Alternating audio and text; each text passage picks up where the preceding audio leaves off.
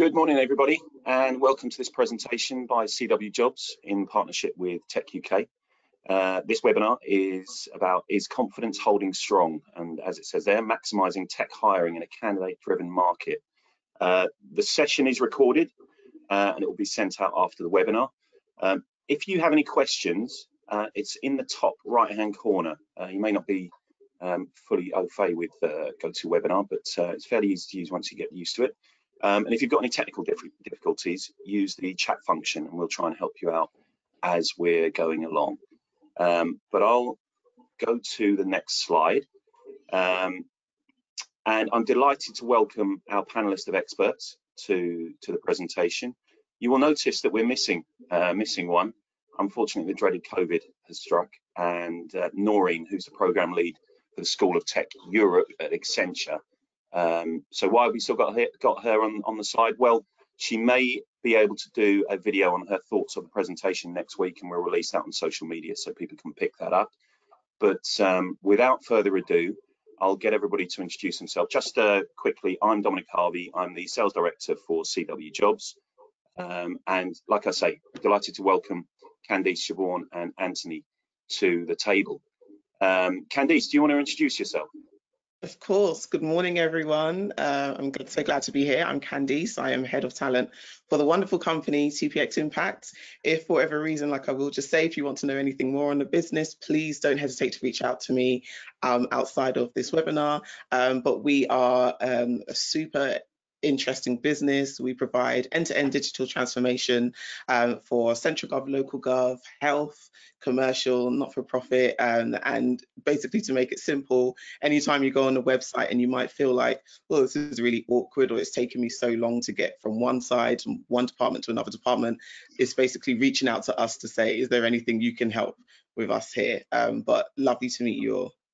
Thanks, great overview, Candice. And then Siobhan Stericker from HMRC, Lead Talent Intelligence with Talent Acquisition. Good morning, everyone. Yeah, it's great to be here. As Dom said, I'm Siobhan Stericker. I am work within the Talent Intelligence team within Talent Acquisition at HMRC. So yeah, really looking forward to discussing this webinar with you all this morning. And yeah, feel free to reach out on LinkedIn if you do have any further questions, would like to know anything, within the recruitment space within HMRC. Thank you. Brilliant. That's a good point. Actually, you'll get the full details of our contact details at the end. So if you do want to reach out, please do that. And finally, but not least, Anthony Walker from techUK. Hi, good morning, everybody. Yes, Anthony Walker. I'm Deputy CEO of techUK, the UK's leading technology trade association. We're just delighted to be working with CWJobs today on this event. So techUK, we have about 900 companies in our membership, some of the largest tech employers in the UK, and really focused on the crucial issue of how we build the tech talent that we need in the UK. Brilliant, thanks, Anthony. And just from a personal view, or from the view of CW, we've been working with techUK for the last 5-6 years, and a really interesting organisation, and some excellent webinars that they also do as well. So do take a look at what they're up to. So what's the agenda? As it says there, current state of the UK tech market, give an overview. Then really going into the survey, confidence trends, confidence drivers. This whole point about the cost of living, look at the impact of that, and then actually your day-to-day jobs. How do you attract and retain talent in these difficult times? And hopefully some actionable advice to attract and keep this very difficult to find talent. And then hopefully a lot of time to answer your questions and answers. There have been already some questions from the audience, some really interesting questions. So we'll try and keep as much time for that as possible. If we don't answer any, we'll get back to you by email after the event. So let's look at an overview just of the market just now. So 14% of the UK workforce work within the broader digital tech economy, and I think it's worth pointing out that broader viewpoint, because tech has, it's a hungry beast, and it seems to be encompassing more and more job roles as more and more job roles interact with the digital world. But it just goes to show how large this sector what huge area this sector encompasses. And when we compare May to May, 21 to 22, there's a 25% increase in vacancies. So it shows you the ever increasing hunger and appetite for talent in this market. If we look at the actual landscape on the next slide, it's unabated, the demand for tech talent. It was interesting last week at the London Tech Week, Chancellor Rishi Sunak was highlighting what he said was the extraordinary role that the UK's technology innovators, startups, entrepreneurs and venture capitalists and venture investors have played in giving Britain a really loud voice across many of the markets in tech, including fintech, AI, blockchain, quantum, and others. And in some of these spaces, the UK is second or third to the US, but in fintech, it's even outperforming China. So that gives you a real idea of how strong the UK is in this, considering how small in terms of population it is compared to those giants. But as you can see there, some other stats. 64% of tech employees believe their skills are essential to job security, and 4 in 10 say they're now paying more attention to their mental well-being compared to pre-pandemic. And I think this is another important point. The seniority of roles advertised, 90% are at the senior level. So, you know, this is a very, very hungry market that we're working in, but you're probably well aware of that. Another interesting point, 950 UK tech companies have raised a combined 12.4 billion in venture capital investment since January alone. And we have 37 home birth tech unicorns today. So it's a really, really strong market. I think when we look at surveys sometimes, naturally we go to find the contentious points, but we must remember we're in a fantastic space in the UK as far as tech is concerned. But we don't want to sit on our laurels. There are definitely issues that come with that. And for the last 4 years, if we just go to the next slide, we have been running the confidence index, which, as it says there, insights from over 1,500 IT professionals, 1,000 people actually employed, and 500 decision makers within the market. And it's been a hectic 4 years. So 4 years ago, Brexit on the horizon. 3 years ago, 2020, there was obviously COVID and the impact of that. Last year, we had that turbulent time of coming out of it. Are we going to get there? Are we not? And this year, obviously, the war in Ukraine. And I think the even greater difficulty to this is that none of those issues have gone away. They're all impacting and kind of building and making things more and more difficult. So what did the survey say? Where are we as far as tech confidence? So key question, is confidence still holding? Well, 77% of tech professionals feel confident in the state of the industry. Now, that is obviously an enviable stat, but if you look back to that original one in 2019, that stat was actually at 89%. And then when you look at the rather disturbing thought of only 1 in 4 workers plan to stay in their current role, you can see how difficult it's going to be for companies to plan and push projects forward, etc. So the chief concerns, Brexit's still very much there, the war in Ukraine, and this massive cost of living issue that's with us now, but only going to get worse at the moment, I think, the longer the war in Ukraine continues. But let's look at the positives as well. The confidence drivers, as I've alluded to, the technology being produced in the UK is really world class. We have some fantastic skills from decades of leading the way in this area as well in this country. The tech community also proved the importance of technology in maintaining business continuity.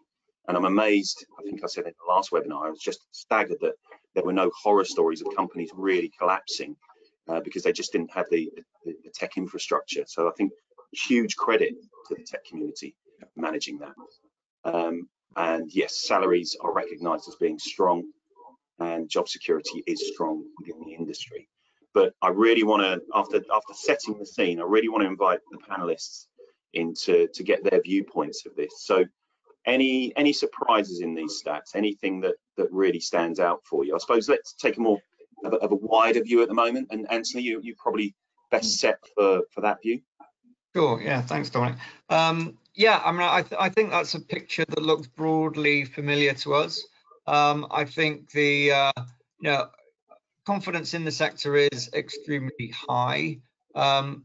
We're seeing huge demand right across the economy for the products and services that the tech sector is producing, whether that's in consumer markets, business markets. And I think there is a real sense that the UK remains kind of committed to this trajectory of ongoing kind of digitization right across the economy, and of course that's going to drive huge demand for skills, not just within the tech sector itself, but also amongst all that customer base as well. So I think confidence is still pretty high, and the demand for skills is only going to increase. However, I think in terms of that sort of slight dip that you're seeing, I think we do see that reflected kind of anecdotally in the conversations that we're having. I think we got through Brexit, we got through COVID, but actually the thing that is really concerning people is this cost of living crisis, and in particular, what we're starting to look at as a return of kind of long-term structural inflation in the economy. And because that's an environment that we haven't had to work in for a very long time. Yeah. And a lot of companies are sort of trying to get their heads around what that's going to mean. And I think in some areas we're starting to see a bit of potential for a slowdown in demand in some markets. So yeah, that slight drop in confidence, that kind of beginning to think, okay, well, what's ahead? Definitely what we're seeing in the market. Okay, interesting. I mean, Candice, the way you describe TPXimpact, you're going to see very much the impact of that as that filters through, aren't you, and demand? Absolutely. What are your feelings on that? I think following from what Anthony said, he highlighted a really big point with the impact of cost of living. My concern with this is I feel personally this has been the most turbulent and competitive market that I've had experience within. Simple things of just offering roles and candidates being offered somewhere else or being counter offered by their current employers. It's very turbulent from an interview process. So the 24% of workers planning to stay in their current role is a slight concern, or a big concern, as one side of me feels like the impact of cost of living should necessarily secure people a little bit more to want to stay in their role. But then because it's such a competitive market, that also forces people to think of the bigger picture and maybe take that leap of faith and go somewhere new. So I think that's a really big highlight for companies like ours to really focus on, like what we said, how do we retain our great talent? Because that 24% is shocking. Yeah, and if you can win in that area, you save yourself, a lot of trouble in that pipelining, don't you? How Absolutely. Meeting that challenge, Candice? So I think the great thing with TPX is we're really big on progression frameworks, and we've got a massive project that we're undergoing at the minute to, as you know, we've amalgamated quite a few wonderful businesses. So with doing that and coming out of that merge, you need to kind of make sure that everyone is on the same page and everyone really feels invested in. So that's a huge project that we're undergoing right now.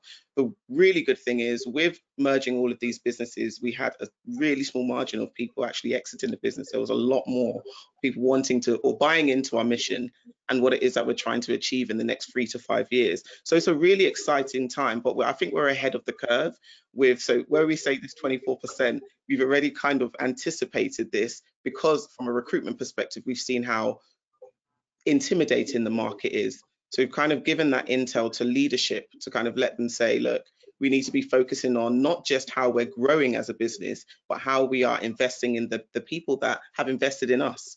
What are we doing to maintain them? What are we doing to develop them? What are we giving them in terms of visibility of what their career lifespan looks like? That all of that for me is important for an employee to feel like they can stick it out with a business, and that will, for us, kind of push that 24% up a lot more, and hopefully keep more people within the business. And save you a job further down the line, replacing them. Or some, I mean, I think it's really difficult for companies to get their head around investing massively in tech professionals, knowing that at some point they will probably move on, because we have created this situation, haven't we? And that there's no jobs for life. You don't expect to stay with a company, but equally they demand that training, etc. And you've got to commit to that. And it's about extending their life rather than trying to keep them forever, because that's almost ridiculous, isn't it? But the longer you can extend it, the more you get from them. Siobhan, fascinated to hear how you know, a government organisation is facing these challenges. Yeah, absolutely. And of course, you know, the big concern for us is the, you know, the impact of the cost of living. You know, we are, you know, it's known that we cannot compete with, you know, the external labour market. We are aware of that. So, you know, we do understand that there is a big challenge for us in terms of salary expectations within the sector, and in general as well. I think there was a sort of question around, you know, why tech skills aren't paid as specialist skills within the government, and Yeah. there is a lot of there's a lot of pressure around you know, pay and budgets within the government, and particularly with larger organisations within government. We cannot find that budget to unfortunately pay that extra, you know, that labour market supplement. So what we're trying to do is, you know, create a great place to work and really focus on our benefits and what else we can offer. So, you know, for example, you know, we're focused on having that sort of 37-hour-a-week flexible working package, you know, up to like a 30% pension, great work-life balance, and really trying to sell those key benefits, because yes, salary is important, but equally so are those other aspects as well. And so for us, that is really what we're trying to drive forward. You know, we want to create a great place to work.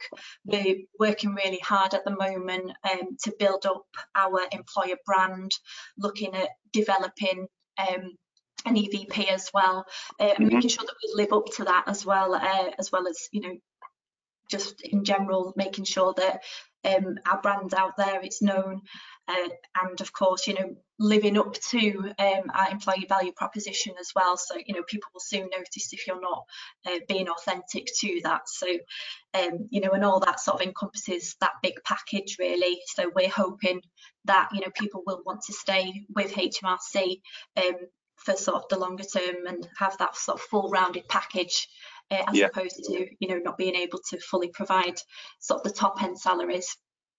I think that's such an important point, because I think, you know, clearly kind of households right across the country are kind of going to be looking at their monthly bills, and they're going to be looking at their kind of, you know, their take home pay, and they're going to be doing the sums, right? And clearly in a dynamic labour market, people will be thinking, well, if I made a move, could I make up for that 10% inflation, you know? But of course, people don't just look at that. That's not the only thing that they think about. They also think about, are they enjoying the job that they do? Are they working in an environment where they feel kind of supported and motivated, that the organisation that they're working for has got kind of clear purpose?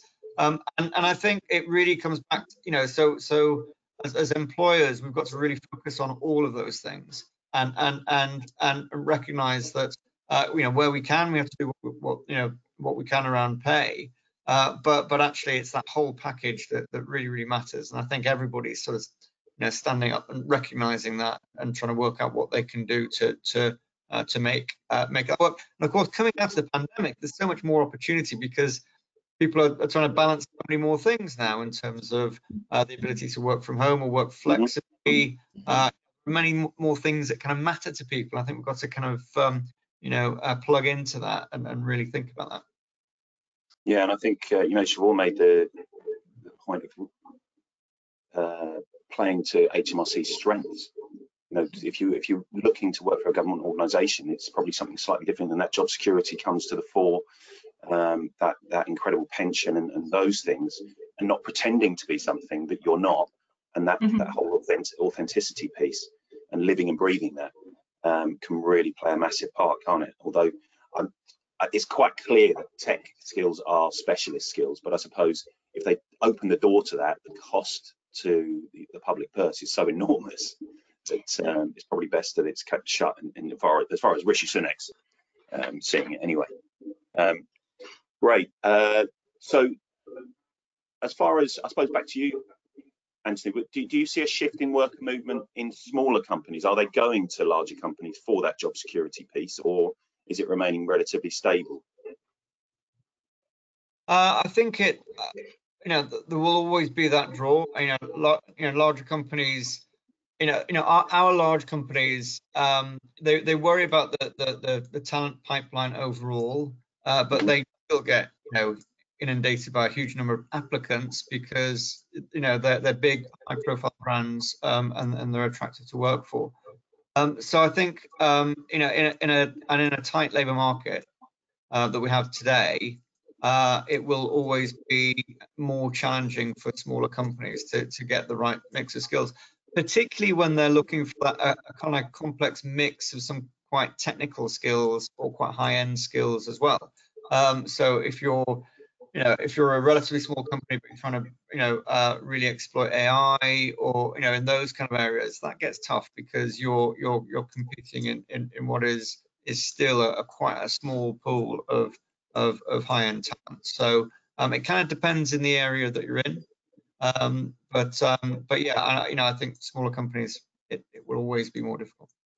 Yeah, I think there used to be that gloss of working for a startup, it's a really small team and we're going places, but I think COVID really alerted people to that whole job security issue, didn't it? And how am I going to be looked after if the proverbial hits the fan, etc. And that has altered the mindset somewhat, I think. But yeah, I mean, I think startups will always be attractive for a certain type of people. Particularly people who are at that stage in their career when they can take a sort of bigger risk and a bigger bet on the success of the company, really. The companies I worry about are the companies sort of in the middle, that aren't at that sort of startup stage in their journey. So they can't offer some of the same kind of incentives that you get in that world. But actually, in terms of driving their productivity, driving their innovation in new product areas, they desperately need those digital skills. And I think they're the ones that kind of get caught in between, what the really big companies can deliver and what the startups can deliver. I think that's that middle that's a real challenge. Okay. Sorry, I'm just checking what the battery is. Don't want anything going wrong with that. All good. So if we go to the next slide, we are looking at how the tech sector is reacting to pay expectations, and obviously we've touched upon this. So this mismatch of 6 in 10 expecting their salary to increase in the next 12 months, and 30% of senior leaders, which I think is quite a high, plan to offer pay increases to help combat that rising cost of living. And over half of tech workers believing that IT will be one of the most resilient industries over the next 12 months. What do we think of that? Because there's some interesting points within that. Do you think that IT will remain one of the most resilient industries? Because I think that there's this current argument, isn't there? Is there a tech crash with stock markets, going downwards at the moment? Is that a market correction? But also, from my point of view, it felt like engines were really revving at the beginning of the year, ready to take off, and we saw that kind of Q1, and then obviously February the 24th, when Mr. Putin decided to go on his special operation in Ukraine, let's call it. Things started to slow down when everybody noticed the seriousness of that. So do you think tech will be resilient in that environment?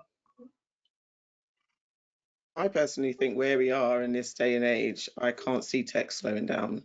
It may not proceed to be as fast as it, like you said, as it was starting earlier this year, but I think the tech is the future, if I'm going to put it bluntly. And there's always going to be room for it. There's always going to be expansion. There's always going to be new ways of doing things. It's innovation at its best. So I can't see that slowing down personally. I absolutely agree as well with Candice on that. You know, particularly you know, in HMRC, for example, looking at, you know, making tax digital, there's always more to be done. We're always looking for better, innovative ways, you know, to conduct our business.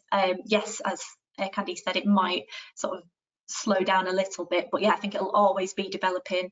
And on top of that as well, you know, the maintenance of that as well, and then looking at other supportive roles within the tech industry that are not actually tech, you know, roles. So, you know, we need a full array of supportive roles to go with that as well. So yeah, I think absolutely it will remain a resilient market and continue to do so. Yeah, they're fair points, because much as money might be tight if the stock goes down, I think financial directors and investors can see what efficiencies can bring. So it's about that investment to save and earn more money down the line, isn't it? It's just how much an appetite of that there is. What are your members saying, Anthony, in terms of? Yeah, look, I mean, I think look, you know, we're seeing a bit of a correction in kind of stock prices around you know, some leading tech companies. I think that reflects kind of what's happening more broadly in the economy with rising inflation, rising interest rates. You know, investors are looking to slightly different places to put their money in, and so on. So I think there are some big shifts happening there. But I'm not sure that has a huge impact on the trajectory of the sector. But the thing I think you can't ignore is the impact of double-digit inflation on the economy. Nobody can avoid or escape you know, the impact. You know, that will affect households. It is affecting households. It'll affect their purchasing power. So it's going to have knock-on effects in different bits of the economy. And so I'm sure in some areas we will see, you know, we'll see slowdown. But I also think Candice is right in that you know, the march of innovation is sort of relentless, and it's digital and tech that's driving that innovation. So I think we'll continue to be strong demand for you know, for tech and digital across the economy. So, you know, it might not be going as fast as it would have been going, but it was going to be going incredibly fast. So I think, therefore, that kind of, in terms of overall resilience versus the rest of the economy, I mean, if there is any sector to be in as we head into this new economic phase, this is it. I'm convinced that that's the best place to be. Yeah, I mean, I think it was growing at 2.5 times the rate of any other sector in the UK economy. So even if it slows down a little bit, it's still going to be outperforming and therefore more resilient, surely, than other sectors. And I think there's also this other question. I mentioned February the 24th, but if there is an end in sight and that does finish, it won't be overnight, but the cost of living crisis will be eased, surely, if there, you know, suddenly more oil, gas, etc. comes on stream and people are a little bit calmer and prices kind of have go back to a little bit more normality. And I think people are, you know, desperately looking to the east and seeing if it does come to an end, because I think we'll have that momentum again that you were talking about, Anthony. But I mean, I do think you know, what we are seeing though is we've entered into an era of sort of, you know, deglobalization compared to the 20-30 years we've had of accelerating globalization. And what that's meant is, you know, over the last 30 years, 20 years certainly, we had this big deflationary pressure of being able to import goods, in particular, you know, year on year, more cheaply from the east.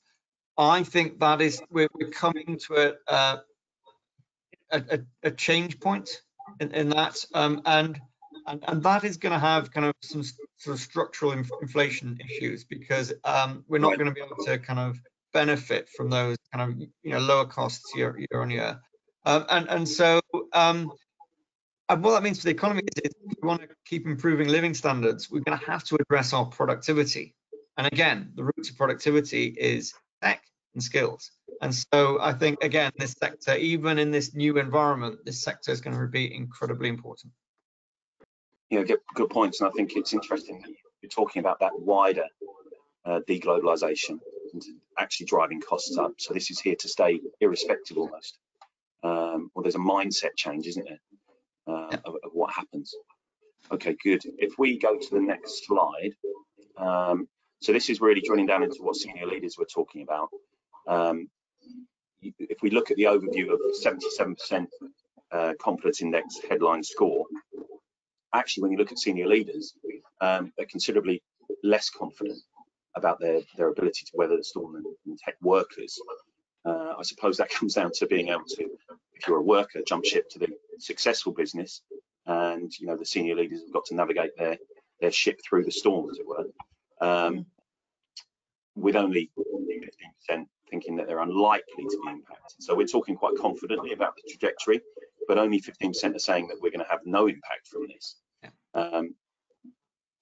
And this whole remote working option to save costs, I know that it's been mooted that dropping people's salaries if they are working from home, but I think there was an article in HR Grapevine yesterday, wasn't there, saying if you are going to do that, expect some legal challenges to that, because it will be discriminatory.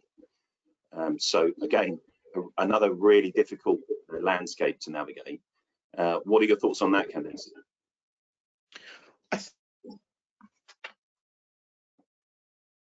Oh, it wouldn't be a presentation without the initial 44% of senior less also was like what we were saying. Oh, was that me? Did I cut out? Yeah. Can you hear me? Yeah, absolutely. Okay, sorry. I think the 44% of senior leaders being less confident is more so because they're in a space that they're uncomfortable with. It's not familiar. So I think it's good point. I think that's okay to say you're less confident. Like, tech has been a space that has, like we said, been growing and growing and growing. So everyone's been confident in that space of knowing that we're just going to keep going as we are. So for it to feel in a little bit of uncertain waters, I only think that breeds confidence being hit. I think that the issue here is just making sure that you have a solid plan of action to weather that storm, and that's having various plans of actions, not just an A or B, but just kind of keeping your eyes and ears to the market. Also, looking at what your peers are doing, having those open and honest conversations, because we're all in it. So that there is no right way to do it. It's what's right for your business, and with that comes the open communication. So I think that particular element of that 44% just makes sense. I don't think it's anything to be concerned about. I just think it's once again just being unfamiliar with where we're currently at. But actually quite positive in terms of recognizing that it's going to be tough, and not charging off into the distance with nobody else following you as well. I suppose that 15%, a company like HMRC, Siobhan, might be within that, because, well, we've still got to tax people, and we're going to have to do that anyway. So what are your thoughts on those stats, just more generally, I suppose? Yeah, I mean, to be honest, I'm quite surprised actually that only 15% sort of say that they are unlikely to be impacted. But I think within HMRC, as you said, we do have to carry on, with our role. We're not going to go away. That there is tax to be collected. We need to close that tax gap. We need to continue to improve our services in terms of making tax more digital and making it user friendly, and a lot more innovative, and ultimately cost saving as well for the taxpayer. So I think with regards to the resilience, I suppose, as you said, some of that percentage there may come from organisations like HMRC and other public organisations, because we're sort of not there's no threat to us in terms of us closing down or being affected in that respect. So yeah, it's quite an interesting figure actually. But yeah, I suppose we'll sort of see how it goes. And I think one thing to really sort of look at as well is just having that broader mindset, having a look what everyone else is doing, you know, making sure that we are sort of staying on top of, you know, market insights and, you know, really using analytics as well. And I think data is going to be a really big thing to look at in terms of, you know, what we need to do, where we need to, you know, strategize, and what plans of action we need to take. So yeah, so that would be sort of my thoughts really at the moment on that. Just to add to that 30%, actually, I was just looking through some of the notes, and there's 24% of IT decision makers are considering that pay cut for if you're working full-time remotely. So, you know, all options are open, all options seem to be there. Anthony, any thoughts? I can't help but thinking that would be a bold move in this labour market, because you know, I'm pretty sure there'll be another employer out there who would be quite interested in that person, who might well be willing to match, you know, their previous salary. So yeah, I mean, an interesting one if you can do it. You know, the fact is that, you know, I think there are going to be a lot of companies, you know, who will embrace, you know, flexible working and home working, recognise there's demand for that in the labour market, and frankly, you know, particularly in these kind of areas, it doesn't, you know, it doesn't matter really where people are, you know, to do a lot of the work that they need to do. So yeah, I think I can see why a finance director might be going, yeah, maybe there's an opportunity here. Can we explore that one? But we'll see if it works. I pity the IT director that's overridden rather. Yeah, they might find their recruitment bill goes up quite a bit. Exactly. What you lose there, you know, it bounces up on the other side. Okay, thanks for that. If we go to the next slide, we can actually look at how we can maybe help in this area then. So it's clearly a stronger focus on tech hiring to remain as competitive as possible, making that as efficient as possible. We spoke about, you know, keeping that retention high, so there's less to do of it, because every time you have to look for somebody, you've got an issue on your hands. And really important to remember this whole piece, which became so strongly to the fore in the last 2 years, which is the DE&I, diverse and equitable teams, making your products diverse and equitable, increasing your potential customer base, not because it's just the damn well right thing to do, but it can mean pound signs as well.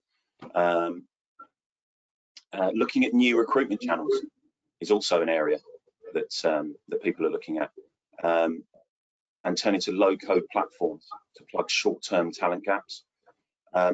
We also, I think it's clear, or it's being recognised by the decision makers, that we need to support the workforce better, and that comes in terms of mental health and their financial situation, recognising that, trying to ease that possibly.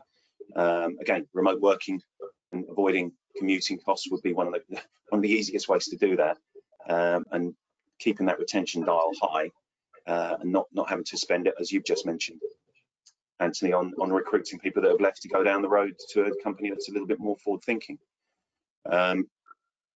Anything you would add into this, or any surprises on that slide? I mean, from my perspective, I think this again looks pretty familiar. I think it chimes with what we're seeing more broadly. I mean, for me, the big change that I think we've been seeing over the last 2 or 3 years, in terms of particularly the larger companies, is a willingness to embrace kind of you know, different routes into the sector, and a recognition that we need to kind of create kind of more pathways that enable more people from diverse backgrounds to come into the sector if we want to have a talent pipeline of the scale that we know that we need. So we're seeing a lot more companies really looking at, okay, how can we onboard people who might not have the skills, but they've got the attributes, and then skill them and train them ourselves. And we're seeing a really big increase in companies doing that, and discussions around how you do that and how you do that effectively. And of course, large companies have got the resources to do that, right? They've got the HR teams. They can throw a lot of resources at that problem.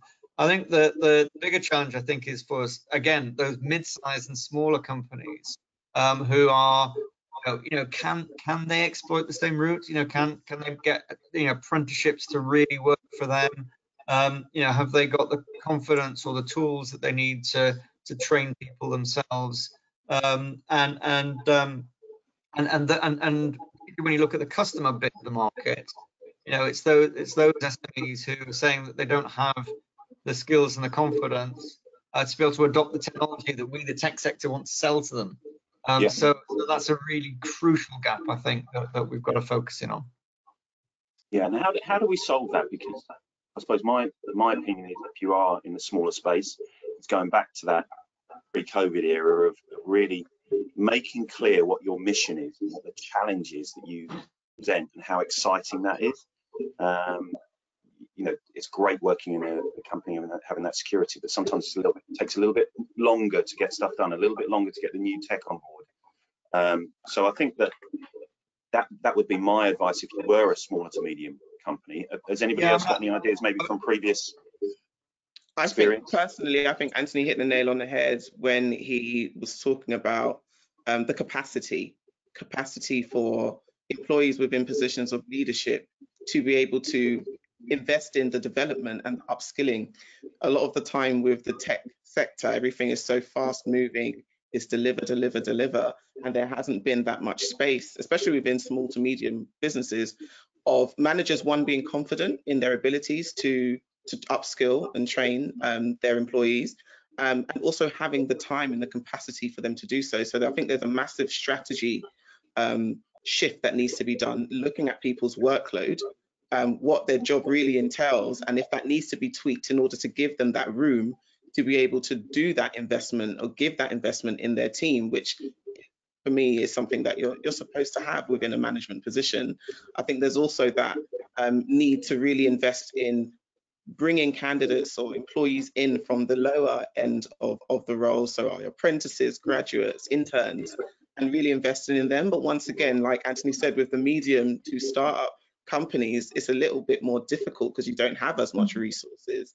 So there has to be a really solid strategy around that, and I really think for TPXimpact that's a really big goal of ours, is just really invest in our younger generation, up and coming, being open and honest about what tech is. A lot of people don't know the various tech roles and what they're about. They just hear the job title but don't know what it entails. So I think there's a lot of work that needs to be done to kind of just educate everyone on what a career looks like within the world of tech, and get them motivated and have them open and honest discussions with people, whether there's a role or if there isn't, but just to let everyone know like what we're doing here and what roles we have here, and what that looks like is a really big investment that all businesses should make. Yeah, good point. And I think, sorry, just jumping on Candice's point there as well, I think outreach is a really big thing to to look at and consider. I know HMRC, obviously we are a large organisation, but it's still something that we are starting to look at, and we really want to reach different diverse candidates across the UK, and we're really keen to be able to sort of show what tech is about, and obviously other sectors as well, but really hone down on this is what we have to offer, this is what you can actually do. And I think he's made a really good point there in terms of a lot of people don't actually know what job roles entail, so having that outreach strategy I think will be really important over the foreseeable, really. For the uninitiated, Siobhan, what would an outreach strategy look like? I mean, loosely include. I suppose there's loads of different strands, really, dependent on your company. But so say for example, it could be looking at schools and universities. What sort of education are these people getting? What sort of degrees or college courses are these going into? So maybe looking at targeting your local schools and education establishments. It could also be looking into the community as well itself, and again sort of going back to analytics and having a look and using certain analytic products to be able to sort of see what is about in terms of genders, ethnicity within a particular area. and then, you know, actively targeting those, you know, those candidates and those diverse candidates that you want to get within the company. Yeah, we've managed to do that within our company as well, looking at ethnicity data and managing to really focus e-shots or something like that to really drench an area and see what if you can kind of tip the balance in terms of getting a higher ethnicity or higher female response and things like that. It is important. Absolutely. It's all about kind of tapping into that talent that we haven't traditionally reached. Yeah. And I think it's about, and the problem is there are lots of talented people out there who could have fantastic careers in digital roles, but at the moment they don't know that the roles exist, and they don't know that they could do them. Yeah. And so we've got a real job of that kind of outreach bit of communicating, you know, that there are these jobs here, you know, whatever happens to the economy, these jobs are going to be good jobs and good long-term careers, and that pay really well. So the first thing is I think we need to sort of fly the flag, but then we've also got to persuade people and help them to understand that you know, everybody's not out there looking for a computing degree or whatever it is. Is that actually we're looking for problem-solving skills, we're looking for people who can work in teams, we're looking for creative people, and we're looking with people who have got an appetite and ability to learn, and they could come from all sorts of places. And I think it's kind of being, we as a whole sector, we've got to be very much better, I think, at telling the world that these are the people that we're looking for. We can train them and give them the skills that they need to progress and have fantastic careers in the sector. Yeah, I mean, if I think 25, 26 years I've been in the sector, it has transformed itself to the kind of almost caricature of sitting in the dark room coding. It is so much bigger than that.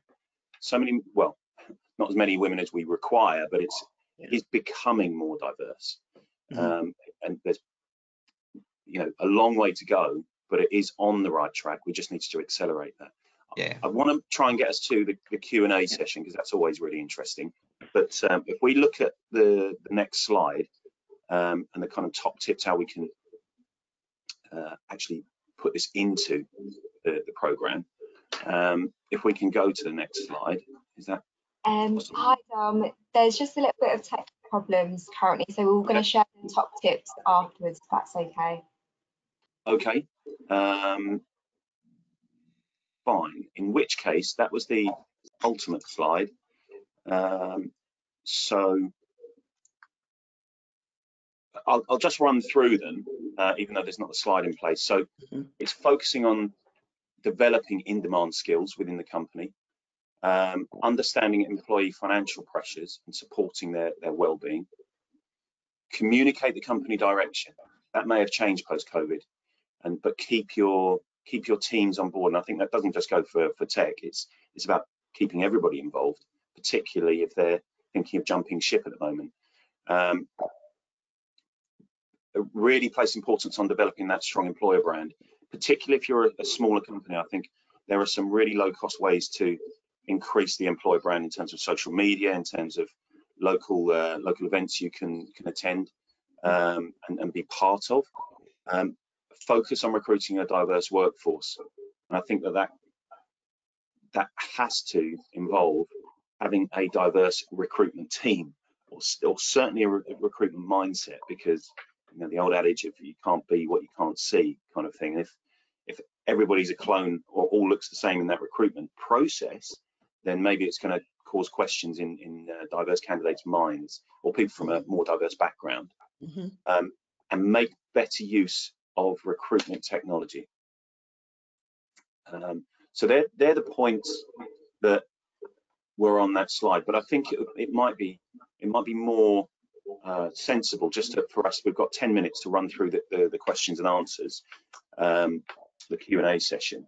So there were some really interesting questions that were raised, and you know, one of the ones that stood out, and Candice, you said that you'd be happy to speak about this, which was when hiring, what kind of background checks are important? Yeah. So within my experience, not just with TPX, but previous employers, reference checks are bare minimum that we tend to do. Also DBS checks. And then we tend to give, or the employers will tend to want to do a BPSS check, but that's different levels of, so you can have a basic, a standard, and an enhanced. I think it depends on the seniority of the role, to be fair, but also for different types of projects that you may be working on within government, central gov, local gov, then there could be SC clearance as well. You're dealing with, you know, very sensitive or case sensitive information.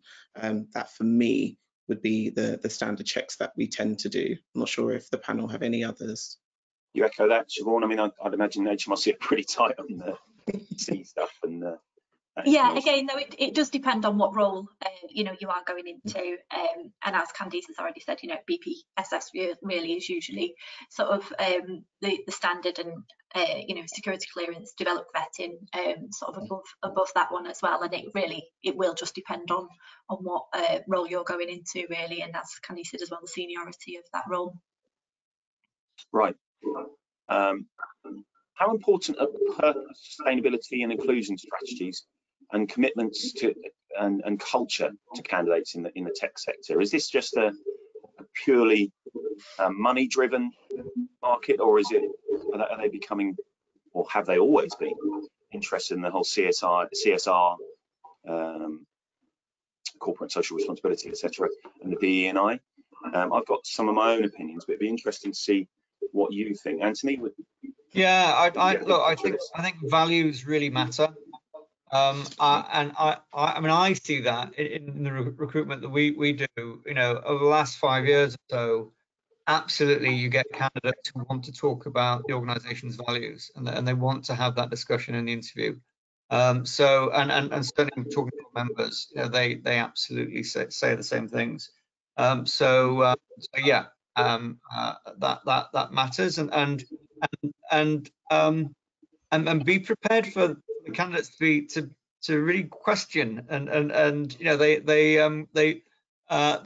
they're not always interested in the first line of response. You know, they'll often push you to say, okay, well, how can you back up what you've, you know, this grand statement is given. So yeah, be prepared to be tested on that one. Okay. There was also a question on which kind of leads on from that, which was for a job spec, what buzzwords attract candidates to roles? Is it role responsibility, or free coffee, or a central location? I think it, from what I see and from the feedback I get, it is definitely about vision and purpose, and being real about an inclusive strategy. It kind of combines with the last question, really. But Candice, what are your thoughts on that? What are the key conversations you're having in interviews, etc.? So I think Anthony touched on it. It really is about the company's vision. I don't know if this is coming out of COVID. I do feel like there is a bit of trauma there that has kind of allowed people to really think of the bigger picture with their careers. If they were coasting, no one wants to just coast now. There's a sense of security people want, but I think everyone's looking at the bigger picture, and their work-life, home-life balance is a major thing. So for me, I feel like there's a heightened conversation around day in a life, being very transparent. What does a day in a life look like? I've read the job spec, but that's just nice and fancy.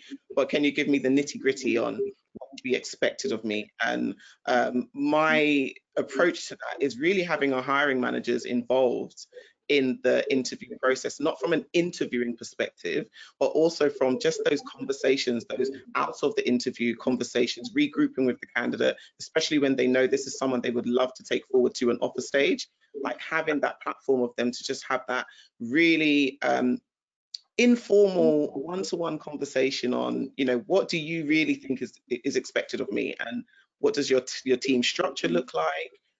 What do projects tend to work like? So it's giving that candidate everything they need to be able to make that executive decision on, do you really want to come on board with us? Because we're not fabricating anything. That decision that you made is based off everything that we're telling you from the interview process. That's a really important point, because I was thinking about the phrase buzzwords, and buzzwords, I think, can potentially be very, very almost falsehoods, because you're pushing it to get the applicant to respond, but there's no retention there potentially if you can't back that up. So it's more about what do I push to the fore, rather than thinking conceptual about them being buzzwords to kind of hook them in and reel them in and you're here now. Absolutely. Siobhan, any thoughts to add to that? Yeah, I think, and particular buzzwords, you know, some in general, you know, can almost have the negative effect and actually not speak to certain candidates, you know, whether that be sort of, you know, more sort of feminine or masculine language, you know, we want to obviously try and remain sort of neutral, you know, overall within a particular sort of job advert. So I think it's really important to actually, you know, for hiring managers to really consider the language that's used. Is it inclusive, or is it actually, you know, really excluding a certain part of, you know, the candidate market?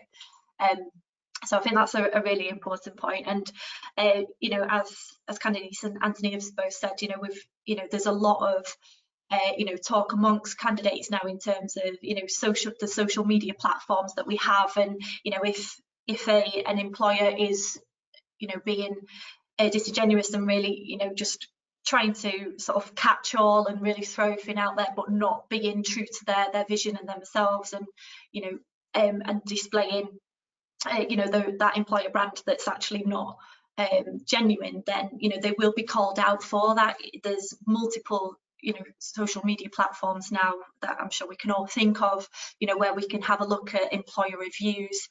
People will talk, and the word will get out there, and it is really sort of building around that employer brand, and you know, building that employee value proposition. And I think it's really important for organisations to really work on that as well. I'm not saying that they need to sort of think, oh yeah, this is, you know, the list of what we need, and this is, you know, what people are looking for, and therefore we'll just sort of pay it lip service, and this is what we'll give them. But really sort of internally look at their, you know, their values, the company culture, and be open and transparent to say, this is who we are, this is where we're going, you know, come and join us. It's a great place to work, and having those employee advocates, you know, to really sell that, I think will really sort of go far. And you know, for example, I'm just thinking like HMRC, that's something that we are really trying to work on. You know, we have like a Life at HMRC blog, so you know, we have all these extra things that we're trying to do now to be able to, for people to be able to understand what it is we actually do. You know, most people, you think of HMRC, people think tax man, you know, and we're really trying to move away from that. You know, I work within HMRC, I'm not a tax specialist, so it's really trying to sell, you know, what we actually do and what other people do, different roles that are available. Thank you. We are somehow suddenly at 10:30.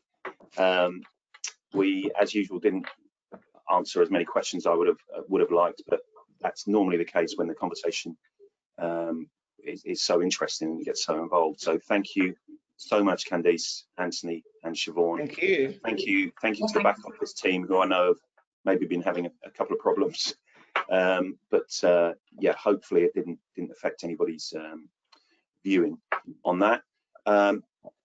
As you can see, all on LinkedIn. Reach out to any one of us. I know we'd be delighted to get involved in the conversation. If there are any questions that we haven't answered, apologies.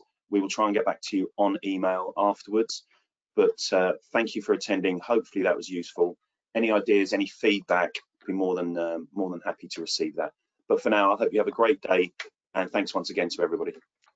Thank you. Take care, everyone. Bye. Bye.